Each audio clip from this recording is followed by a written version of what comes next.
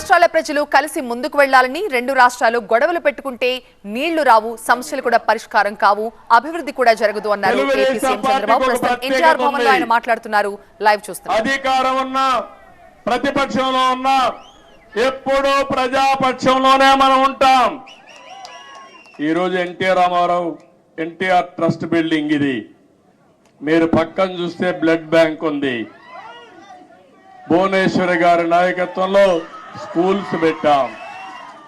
ఆ రోజు నేను పెట్టిన తర్వాత, నేను రాజకీయాల్లో యాక్టివ్ అయిన తర్వాత ఆ మేనేజ్మెంట్ ఆవిడ చూస్తా ఉంది. ఇంకో పక్క బసవతారకం క్యాన్సర్ హాస్పిటల్ ఈ రోడ్లోనే ఉంది. అది మన నాయకుడి కళ. ఆ రోజు ఆయన ఆలోచించాడు, ఎవరైతే మా అత్తగారు క్యాన్సర్ తో చనిపోతే ఇంకొకరి మారిగా చనిపోకూడదని ఆలోచించి క్యాన్సర్ హాస్పిటల్ ప్రారంభించాడు. చేయాలని ఆలోచన వచ్చింది. తర్వాత నేను ముఖ్యమంత్రి అయిన తర్వాత దాన్ని అభివృద్ధి చేశాను. ఇప్పుడు బాలకృష్ణ గారి ఆధ్వర్యంలో బసవతారకం క్యాన్సర్ హాస్పిటల్ ఈ ప్రాంతంలో ఎనలేని సేవలు అందిస్తున్నారు. ఒక ఇన్స్టిట్యూషన్ పెడితే ఎప్పుడు కూడా మీరు ఒక్కసారి గుర్తుపెట్టుకోండి, తెలుగుదేశం పార్టీ ఒకే ఆలోచన. ఆ ఆలోచన ఏ విధంగానైనా సరే ప్రజలకు సేవ చేయాలన్న ఆలోచన తప్ప పెత్తనం చేయాలని కాదనే విషయం మరొక్కసారి మీ అందరికీ గుర్తు చేస్తున్నా. అది ట్రస్ట్ కావచ్చు, రాజకీయ పార్టీ కావచ్చు, ఇవన్నీ కూడా ఆలోచిస్తాం. నేను కూడా పార్టీని రీస్ట్రక్చరింగ్ చేస్తాం. యువకుల్ని ప్రోత్సహిస్తా, ఉత్సాహవంతుల్ని గౌరవిస్తా. మళ్ళీ ఇప్పుడు నేను వేసే ఫౌండేషన్ ఒక 30-40 సంవత్సరాల వరకు పనిచేసే సమర్థమైన నాయకత్వాన్ని తయారు చేసుకుందాం. పార్టీని ముందుకు తీసుకుపోదాం. ఈ సందర్భంలో మీరు చూశారు, ఆంధ్రప్రదేశ్ రాష్ట్రంలో కూడా నేను ఎన్ని ఇబ్బందులున్నా పవన్ కళ్యాణ్ గారు కూడా ముందుకొచ్చి ప్రభుత్వం వ్యతిరేక ఓటు చీలకూడదు, అందరం కలిసి ఒకటిగా ఉందామని నాంది పలికి, నేను జైల్లో ఉన్నప్పుడు బేషరత్తుగా వచ్చి తెలుగుదేశం పార్టీతో పొత్తు పెట్టుకుంటామని చెప్పి పొత్తు పెట్టుకున్న వ్యక్తి పవన్ కళ్యాణ్ గారు అని చెప్పి కూడా నేను మీకు తెలియజేస్తున్నా. ఆ తర్వాత బీజేపీ కూడా ముందుకొచ్చి ముగ్గురం కలవాలి, ఆ రాష్ట్రాన్ని పునర్నిర్మాణం చేయాలని చెప్పి ఆలోచించాం. ఇవన్నీ కలయికలు బాగా పనిచేశాయి. అన్నింటికంటే యువగళం బాగా క్లిక్ అయింది. నిజం గెలవాలి కూడా బాగా మహిళల్లోకి వెళ్ళింది. ఒకటి కాదు, అన్ని కార్యక్రమాలు కూడా 1 by 1 బ్రహ్మాండంగా పనిచేశాయి. కడాల నేను ఒక మాట చెప్పాలి, తెలంగాణ నుంచి ఎన్నికల ముందు రోజైతే 60-70 ట్రైన్లు వచ్చాయి. మామూలు కాదు, ఒక్కొక్క ట్రైన్ ఫుల్గా వచ్చారు. ఏసీ ట్రైన్లో పట్టరాని విధంగా మనుషులందరి దగ్గర ఒకసారి ఏసీగా ఆఫ్ అయిపోతే సఫకేషన్ వస్తే ఏమవుతుందో తెలియదు. అది కూడా పట్టించుకోకుండా ఎట్టి పరిస్థితుల్లో మేము ఓటు వేయాలని ఊరు కదిలొచ్చారు. కొంతమంది ఇక్కడ ఈ ప్రాంతం నుంచి పేదవాళ్ళు, చిన్న పనులు చేసుకునేవాళ్ళు, వంట తయారు చేసుకుని క్యారియర్ పట్టుకొని వచ్చి ఓటేసి మళ్ళా తిరిగి వచ్చారంటే ఏ విధంగా వాళ్ళు రుణం తీర్చుకోవాలో నాకైతే అర్థం కావడం లేదు.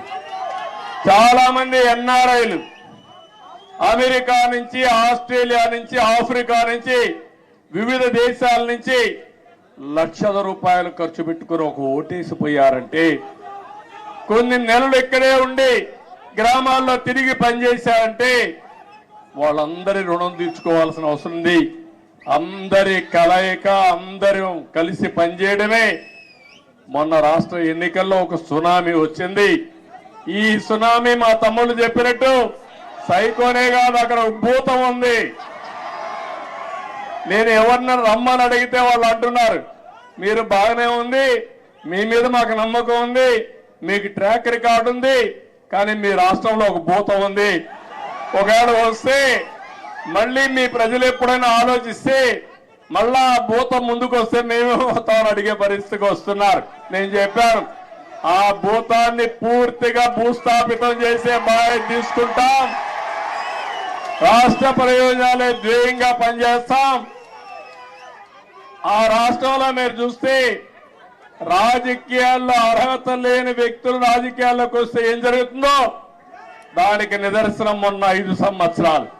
ఇప్పుడు నేను నిరూపించాల్సింది రాజకీయాల్లో ఎలాంటి వ్యక్తులు మంచి వాళ్ళు ఉంటే ఏం జరుగుతుందో అది నిరూపించే సమయం వచ్చిందని చెప్పి కూడా నేను మీకు తెలియజేస్తున్నా. ఎక్స్పెక్టేషన్స్ ఎక్కువగా ఉన్నాయి. ఆకాశంలో చాలా మంది ఈ రోజే అయిపోవాలని కూడా ఆలోచిస్తున్నారు. కానీ అక్కడ ఖజానా చూస్తే ఖాళీ అయిపోయింది. పనిచేసే వ్యక్తులు కూడా లేరు.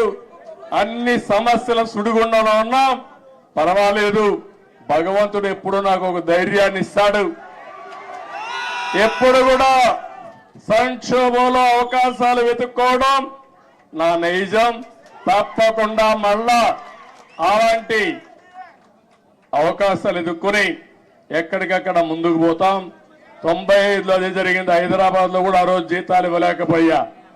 2004 కంత బెస్ట్ ఎకానమీగా తయారు చేశాం. కష్టాలు తెలిసిన పార్టీ తెలుగుదేశం పార్టీ, ప్రజల ఇబ్బందులు తెలిసిన పార్టీ తెలుగుదేశం పార్టీ. ఇవన్నీ చేస్తామని చెప్పి తెలియజేసుకుంటూ మరొకసారి మీ అందరినీ మనస్ఫూర్తిగా అభినందిస్తున్న ఇక్కడ మీడియా కూడా ఉన్నారు. మాకు సీట్లు లేకపోయినా, ఎన్నికల్లో పోటీ చేయకపోయినా, ఎప్పుడొచ్చినా మా పార్టీ విషయాలు కానీ నన్ను కానీ బాగా ప్రొజెక్ట్ చేసిన మీడియాకు కూడా మనస్ఫూర్తిగా ధన్యవాదాలు. ఇక్కడ కూడా కొన్ని ఉంటాయి, మీడియాలో కూడా బాధ లేదు. ఏది వాస్తవం అవి చెప్తే సరిపోతుంది. కొంతమంది కావాలని ఇప్పుడు కూడా వక్రీకరించి చేస్తూనే ఉన్నారు. ఏం బాధ లేదు. నేను కూడా ఎంతమంది వక్రీకరించి మాట్లాడినా ప్రజలకు మిమ్మల్ని అందరినీ కూడా స్ట్రైటన్ చేసి మేము జవాబుదారితనమే కాదు మీడియా కూడా జవాబుదారితనం తీసుకుడిగా చేయాల్సిన బాధ్యత ఈ ప్రజాస్వామ్యంలో ఉంది. అది కూడా చేద్దామని చెప్పి తెలియజేసుకుంటూ మరొక్కసారి మీ అందరూ ఒక్కొక్కరే కలవాలనుకుంటారు కానీ సమయం లేదు, ఏమనుకోవద్దండి. సమస్యలు కోకొల్లలు ఉన్నాయి. ఆ సమస్యలన్నీ పరిష్కారం చేయాల్సిన బాధ్యత నాకుంది. తొందరలో మళ్ళీ వస్తా, పార్టీ ఆఫీసులో టైం ఇస్తా, అందరితో కలుస్తా. ముందు అక్కడ సెట్ చేసి మళ్ళా మీ దగ్గరకు వచ్చి ఎప్పటికప్పుడు మీకు అందుబాటులో కూడా ఉంటానని చెప్పి తెలియజేసుకుంటూ మరొక్కసారి ఈ రోజు మీ ఉత్సాహం చూశాను, అభిమానం చూశాను. నా జీవితంలో ఎప్పుడూ మర్చిపోలేను. ఇవన్నీ ఒక్కొక్క నాయకుడికి ఒక్కొక్క సమయంలో మధుర స్మృతులుగా జ్ఞాపకం ఉంటాయి. నేను ఎవరిని ఈరోజు రమ్మని కూడా పిలవలేదు, కానీ ఈ పార్టీకి ఇక్కడికి వచ్చి 10 మందికి ధన్యవాదాలు తెలియచేయాలనే ఉద్దేశంతో వచ్చా. ఆ సందర్భంగా ఇంత పెద్ద ఎత్తున వచ్చారు.